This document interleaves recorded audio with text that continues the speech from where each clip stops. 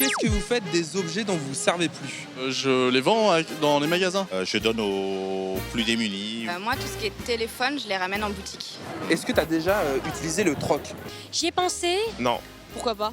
C'est un peu compliqué parce qu'il n'y a pas la même valeur en fonction des téléphones et des objets. Et puis nous, ils peuvent avoir une certaine valeur pour nous, mais pour les autres, avoir une valeur différente. Le troc c'est bien, donc ouais, troquer une console de jeu contre un sac rempli de chaussures, voilà quoi. Donc, Toi, t'as le sens des affaires, j'aime bien Nathan. il faut sinon... Ah, le troc. Avant c'était ringard et aujourd'hui ça devient tendance. Des fringues, des maisons, des voitures, des jeux vidéo, tout s'échange. C'est simple, cette mode du troc a carrément ringardisé la brocante à papa. À moins que vous ne cherchiez un mini-livre improbable ou encore un déguisement de Blanche-Neige en taille XXS.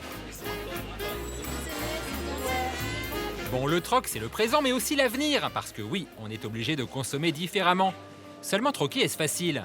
On s'est fait conseiller par un spécialiste, ou plutôt un petit malin qui a fait du troc son métier. Prêt à changer. Bienvenue chez nous. C'est quoi les objets les plus populaires qu'on troque? C'est vraiment les petits objets de mode. Donc des chapeaux typiquement, des bijoux, des sacs, des montres.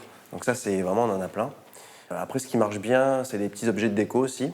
Des livres, des jeux vidéo. Ça, on a beaucoup de gens qui troquent ça. Et les vêtements, tout ce qui est enfant. Donc jouets, tout ce qui concerne les enfants. Et pour un troc réussi, mieux vaut oublier les vieilles méthodes. Mais est-ce que ça veut dire que les brocantes à papa, c'est terminé, les foires au troc, tout ça? C'est foires au ringard? troc, c'est pas terminé, mais Internet permet d'aller plus vite et de toucher un public plus large et de trouver plein de choses qu'on n'a pas chez soi et qu'on aimerait avoir gratuitement. Ça veut dire que c'est ringard, ouais. Rafale, il a justement 2 objets dont il aimerait bien se débarrasser. Ça tombe plutôt bien. Là, je poste les photos des baskets que je veux troquer, des chaussures, couleur rouge et fluo quand même. Il n'y a pas fluo sur leur site. Rafale a donc attendu.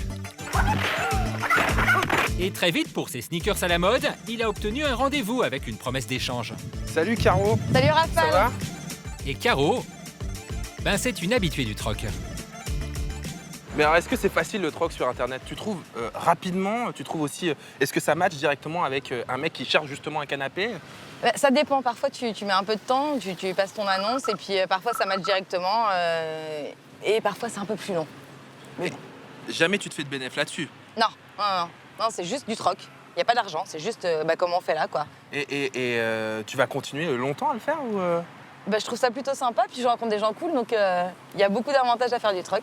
Mais par contre, il y a un truc, la question que je me posais, c'est qu'est-ce que tu vas faire avec des chaussures en 45? J'ai des grands pieds, tu sais. Il est content avec ses nouvelles baskets Rafale. En revanche, en ce qui concerne son livre, il attend toujours. Heureusement, non loin de son quartier parisien, on troque justement des bouquins contre d'autres bouquins. L'idée, c'est que des gens qui ont des livres qu'ils ne lisent plus, qu'ils encombrent, qu'ils ont envie de partager avec d'autres gens, apportent les bouquins et d'autres gens viennent prendre les livres, les ramènent. L'idée, c'est que les livres circulent en dehors d'un système commercial. Cool. Alors du coup, on peut l'échanger contre quoi, notre livre, madame? J'arrive pas à le troquer. Je me suis dit que Ah peut-être non. je pourrais le troquer ici. Non, Vraiment? non. C'est-à-dire qu'on en entend tellement parler qu'on ne veut pas le faire circuler. Tant pis pour nous, donc. Mais Rafale a décidé de pousser plus à fond son investigation en tentant d'échanger un pigeon. Oui, un pigeon. Bonjour monsieur. Je viens vous voir parce que j'ai des objets. Par exemple, j'ai ça. C'est des petites choses. Ouais. Mais ça, je peux l'échanger contre quoi? En fait, alors, c'est pas parce qu'il y a le mot troc que c'est de l'échange. Comment ça se passe en magasin? On prend vos produits, on les met en vente en magasin. Ouais. C'est vendu, vous recevez un chèque chez vous. D'accord. Mais il n'y a pas d'échange. Ah, en fait, cette boutique n'a de troc que le nom. Heureusement, le vendeur, sympa, va tout de même nous permettre d'échanger notre pigeon. Eh ben, vous voulez pas me l'échanger contre un truc? Mais si vous voulez prendre un petit code 3, dans ce cas... Qu'est-ce que c'est un code 3? Il y a une pastille de 2 €, 1 € de pastille rouge. Qu'est-ce que je peux prendre? On va prendre un canard, parce qu'un canard, c'est cool. Hein.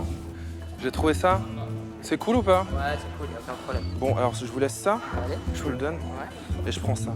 Le troc, ça marche donc. Mais c'est mieux quand on a un peu de goût quand même, hein. Rafale?